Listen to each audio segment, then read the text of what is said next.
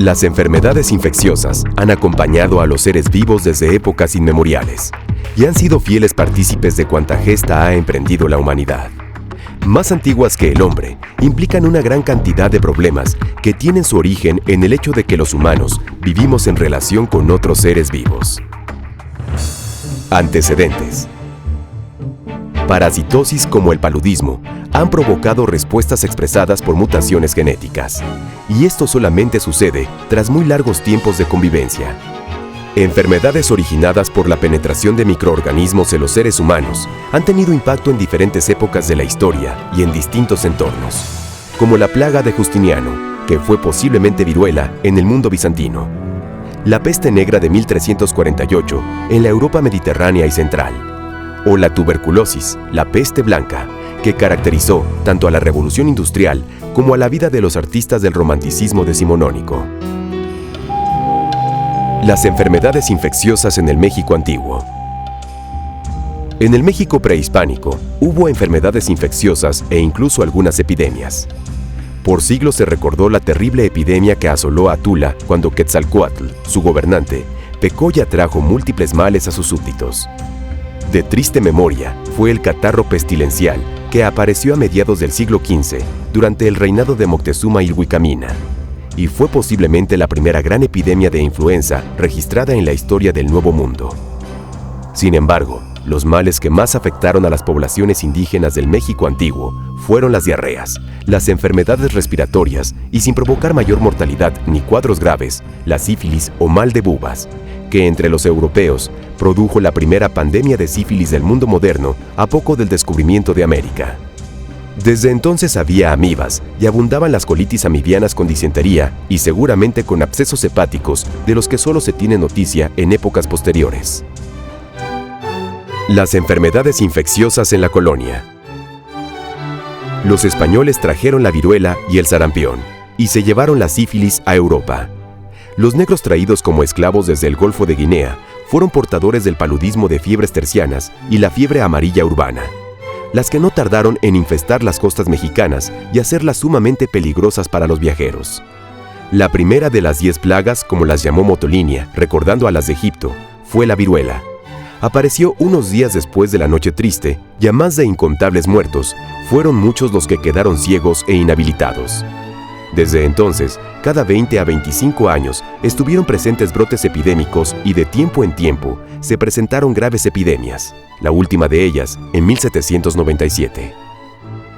A la viruela se sumaron el tifo exantemático, el sarampión y probablemente el paludismo por Plasmodium falciparum, que estaba bien arraigado en el Viejo Mundo.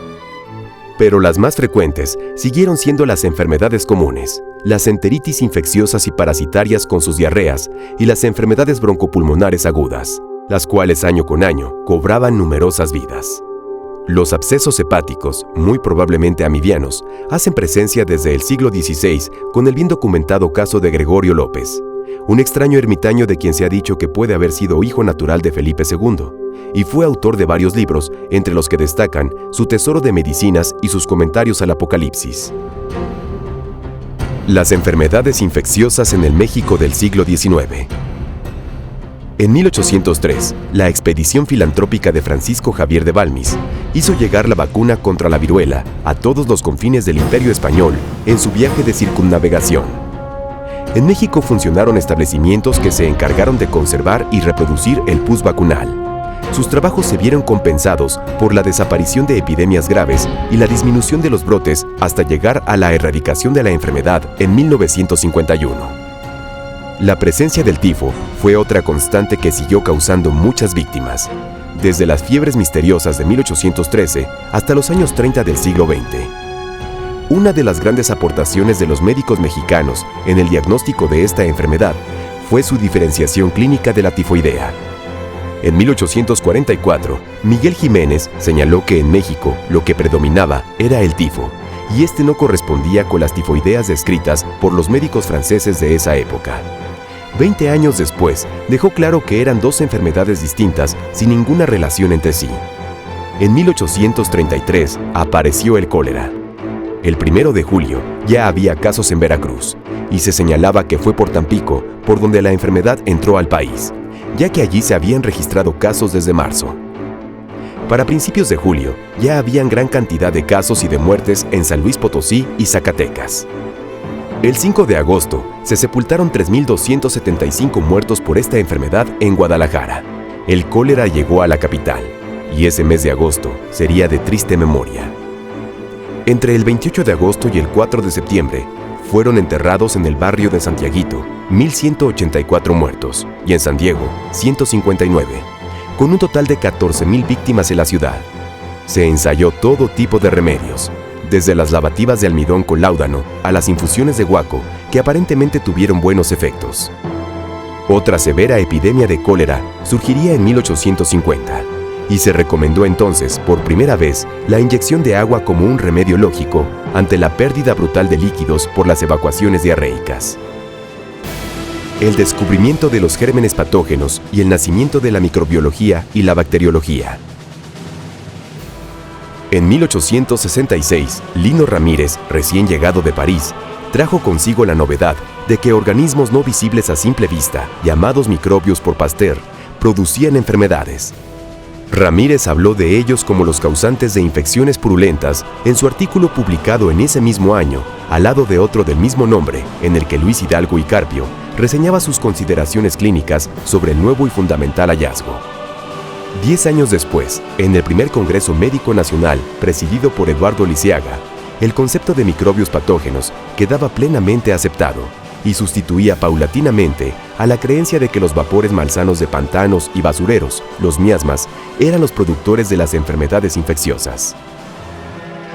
Los bacteriólogos mexicanos. Con la introducción de estudios de laboratorio, la práctica de los cultivos microbianos y las inoculaciones experimentales en animales, el conocimiento de las enfermedades infecciosas se fue precisando, y se logró establecer la relación entre los microorganismos específicos y las enfermedades que estos causan.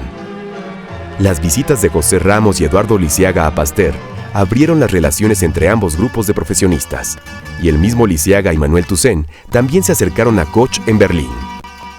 La epidemia de peste de Mazatlán en 1902 comenzó tras el arribo del buque Curazao. Para controlar la epidemia e impedir su propagación, se establece un cerco sanitario. Se realizan enérgicas visitas domiciliarias, se aísla a los enfermos y sospechosos del mal. Se establecen campos de observación para el personal que los atiende. Se envían más médicos al sitio y más personal sanitario al puerto. El 13 de mayo, todo estaba bajo control. Habían muerto solamente 174 personas. La fiebre amarilla era un flagelo omnipresente en las costas. Los brotes sufridos en Orizaba en 1903 fueron el detonante para emprender una intensa campaña. Se estableció un plan piloto en Veracruz en ese mismo año de 1903 y se amplió en los años siguientes por toda la costa del Golfo de México. En 1922 fue registrado el último caso de fiebre amarilla urbana que ha habido en el país, mucho antes de que se dispusiera de una vacuna contra ella y de que fuera conocido el virus que la causa. El problema del tifo. Howard T. Ricketts llegó a la Ciudad de México en 1909, acompañado de su colega y amigo Russell M. Wilder, para estudiar el tifo. Ricketts descubrió en México que un bacilo alargado era el agente causal del tifo, y encontró ese mismo germen en los piojos que abundaban en dichos enfermos. Así concluyó que el piojo era el vector, y los bacilos alargados el agente causal. Ricketts murió contagiado de tifo el 3 de mayo de 1910 en el Hospital Americano de la Ciudad de México. Ruiz Castañeda, tras una estancia en París y otra en 1927 en la Fundación Rockefeller de Nueva York, comienza a estudiar todo lo relacionado con la transmisión del tifo. Con Hermann Moser y Hans Zinser demostró que la Rickettsia prowazekii es el agente causal del tifo exantemático, y también la posibilidad de inmunizar contra el tifo con vacunas y la efectividad del tratamiento de esta enfermedad mediante sueros hiperinmunes. Además, dejaron claro que el tifo mexicano y el europeo son diferentes. Ruiz Castañeda logró producir la vacuna antitifo, conocida como de Cincer Ruiz Castañeda. La fiebre puerperal. Las fiebres puerperales eran otro problema infeccioso de gran relevancia. A ella se debía el mayor número de muertes de mujeres en edad reproductiva. A pesar de la popularización de la antisepsia y las técnicas asépticas para la atención del parto, las infecciones graves siguieron siendo frecuentes debido a que la gran mayoría de los partos eran atendidos en el domicilio de la parturienta y a la falta de conocimiento de la teoría microbiana por parte de las parteras empíricas. La tuberculosis. El gran número de casos graves y los muchos nuevos casos de tuberculosis llevaron a establecer al finalizar la década de los 20 campañas para controlar esta enfermedad. En agosto de 1930, Manuel G. A. González, apoyado por Ismael Cosío Villegas, organizó un Comité Nacional de Defensa contra la Tuberculosis. El Instituto de Higiene preparaba ya la vacuna BCG, la cual se comenzó entonces a emplear en gran escala como medida preventiva. En 1935 se inauguró el Sanatorio para Enfermos Tuberculosos de Huipulco, quedando bajo la dirección del doctor Donato G. Alarcón. A partir de entonces, las campañas de prevención se han reforzado y el empleo de la streptomicina en la década siguiente abrió nuevas expectativas de curación. Nacimiento de la infectología. En el mismo Hospital General, en 1938, se instaló un laboratorio para el estudio de la brucelosis. En 1954 quedó terminado el edificio para la nueva unidad de infectología. Samuel Morones fue pionero en la infectología. Tuvo a su cargo el primer servicio de este género en el Hospital General. Su primer trabajo publicado en la Academia Nacional de Medicina en 1939 versó sobre los nuevos tratamientos contra la tifoidea, y en 1944 hacia la primera publicación formal acerca de la penicilina. Inicio del empleo de bacteriostáticos y antibióticos e introducción de la penicilina. No tardó en hacerse conocer en México la posibilidad de tratar enfermedades infecciosas con sulfonamidas. Las primeras dosis de penicilina se aplicaron a fines de enero de 1945. El 25 de septiembre, la penicilina pasó a formar parte del cuadro básico de medicamentos. Por ejemplo, descubrir un nuevo medicamento cuesta, dicen algunos que está inflado, pero puede ser realidad, $1,000 millones y 10 o 12 años de investigación. Eso no lo puede pagar un hospital, un instituto, ni una universidad. Lo tiene que hacer la industria. Los antibióticos, por ejemplo, se descubrieron accidentalmente en un laboratorio, pero el que los descubrió no supo qué hacer con él. Tuvo que venir otro con más ingenio de desarrollo para hacerlo y tampoco pudo porque se le acabó la producción. Y tuvo que recurrir a la industria grande en Inglaterra, Estados Unidos. Los americanos descubrieron cómo producirlo en cantidades mucho mayores y resultó que los americanos le cobran regalías a Inglaterra por la penicilina que descubrieron ellos. Pero dije, mijo, tú nomás descubriste esto, no sabías cómo producirla en grande. Y yo lo hice y lo patenté, entonces me pagas.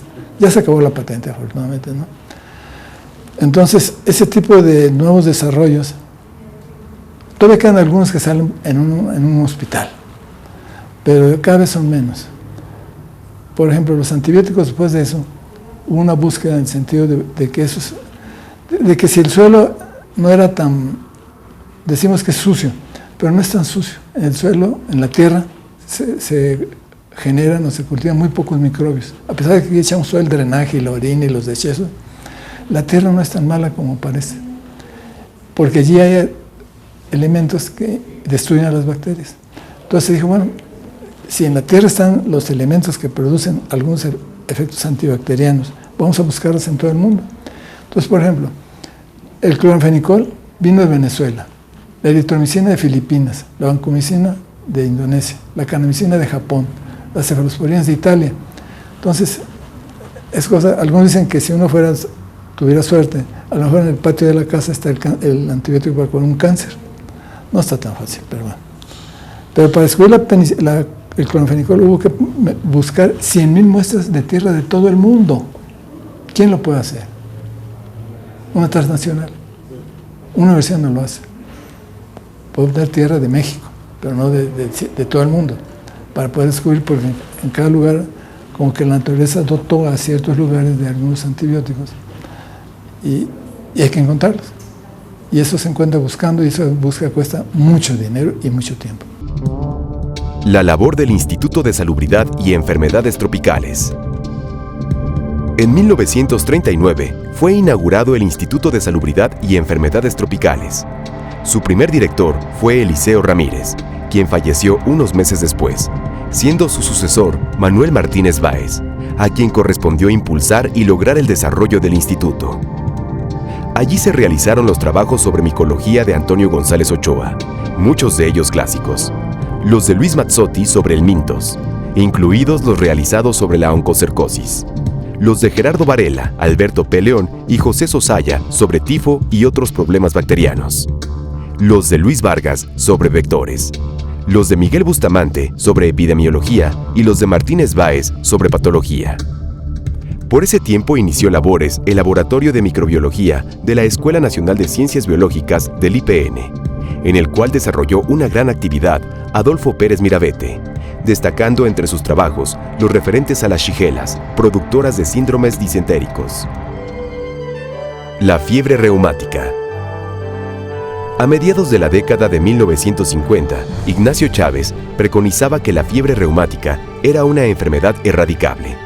Comparando la incidencia de la enfermedad hace medio siglo y ahora, se puede decir que las campañas realizadas han sido exitosas. Las infecciones pediátricas y la infectología en el Hospital Infantil de México. Al inicio de las actividades del Hospital Infantil, Federico Gómez asignó a Fernando López Clares la responsabilidad de la atención de pacientes contagiosos y la sala para tuberculosos a Rigoberto Aguilar Pico. Cumate contribuyó a los estudios inmunoquímicos de la endamoeba histolítica.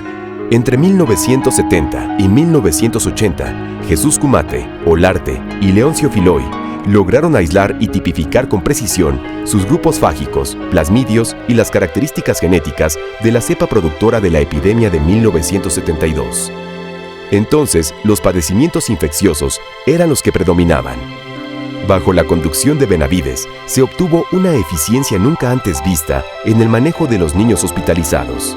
En la última década han aparecido vacunas muy interesantes, como es la vacuna de rotavirus contra enfermedades diarreicas, que se ha documentado que no solamente previene enfermedades diarreicas por rotavirus, sino que tiene un efecto colateral e incide sobre la morbilidad y mortalidad por diarreas en general.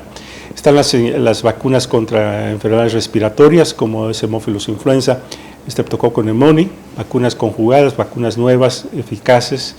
Y está la vacuna hepatitis B, que previene cáncer hepático, y la vacuna contra el virus del papiloma, que es la vacuna contra HPV. Así es que el reto ahorita es muy enfocado a problemas prevenidos por vacunación. Sin embargo, las infecciones hospitalarias siguen siendo muy importantes, tanto en adultos como en niños, y el infectólogo pediatra tiene que tener esa preparación de epidemiología hospitalaria, conocimiento amplio de microbiología, y obviamente tener un contexto de lo que está pasando en el entorno social, porque nosotros como pediatras y como infectólogos pediátricas velamos por la salud de los niños, no solamente en hospitales, sino que en todo el país. Las nuevas epidemias, la poliomielitis. La poliomielitis existía previamente en México. Hay descripciones de casos y su manejo desde finales del siglo XIX, pero solo se integró el cuadro clínico con las lesiones de la médula y su origen viral a principios de los 40. En 1950 sobrevino la epidemia, que alcanzó su clímax al año siguiente, para decrecer poco a poco a partir de 1952. Aparecieron formas severas, muriendo muchos niños por asfixia al paralizarse los músculos respiratorios. Alfonso Toén Zamudio desarrolló en el Hospital Infantil un excelente servicio de rehabilitación, al tiempo en que se abría otro en el ABC. No tardaron tampoco en llevarse a la práctica intervenciones quirúrgicas para corregir las secuelas. Albert Sabin, apoyado en México por Manuel Ramos Álvarez, desarrolló, impulsó y logró la producción de la vacuna antipoliomielítica que lleva su nombre, y ha permitido el control y la erradicación de la enfermedad. El último caso reportado de poliomielitis por virus salvaje en México lo fue en 1990 en Jalisco. Carlos Canseco contribuyó grandemente a este logro. La infectología en el Instituto Nacional de la Nutrición. Desde 1947 estaba instalado un laboratorio de microbiología que atendía a las necesidades de los pacientes. Para 1949 se impartió el primer curso consignado de microbiología para laboratoristas y químicos bacteriólogos. A finales de los 50, José Ruilova actúa como jefe del servicio, con Ricardo Mancera Macier a cargo del laboratorio. Destacan sus artículos de evaluación de los tratamientos de la amibiasis, los esquemas terapéuticos para las infecciones de las vías urinarias y la resistencia del estafilococo a los antibióticos. A partir de julio de 1978, se hace cargo de la jefatura Guillermo Ruiz Palacios, ya formado específicamente como infectólogo. Ruiz Palacios detectó la eliminación de anticuerpos al factor de colonización 1 de la Escherichia coli por leche materna y anticuerpos antipolio tipo 1 también en la leche materna. El grupo se caracteriza por aunar la investigación microbiológica de laboratorio con la clínica. Durante todos estos años se han formado más de 150 especialistas y maestros y doctores en ciencias médicas relacionados con enfermedades infecciosas y microbiología. Este programa, su característica es un abordaje integral en donde no es exclusivamente clínico, o sea, sí está orientado hacia la atención de los pacientes con enfermedades infecciosas, pero sobre bases científicas. Y los especialistas, los residentes y los estudiantes de maestría y doctorado en el primer año tienen que llevar a cabo un entrenamiento puramente clínico, apoyados con el laboratorio. El departamento tiene varias unidades, es un departamento muy grande de más de 120 personas. Tenemos en el departamento integrados el laboratorio de microbiología clínica, un laboratorio especializado en tuberculosis, un laboratorio de biología molecular, uno de virología molecular, otro de virología clínica, otro de bacteriología intestinal y un laboratorio complementario de investigación. Y recientemente una nueva unidad de inmunología e infección. La Unidad de Investigación Clínica en Enfermedades Infecciosas y Parasitarias del IMSS. En el Hospital de la Raza, en 1967, se inició la preparación de especialistas. Mendoza logró desarrollar técnicas de mielocultivo. Se deben a él investigaciones sobre la infección por pseudomonas en pacientes con quemaduras extensas, cuya preservación de infecciones representa una mayor posibilidad de supervivencia. En el Centro Médico Nacional, hoy siglo XXI, Gonzalo Gutiérrez Trujillo hizo grandes contribuciones en el estudio clínico y del laboratorio de las virosis.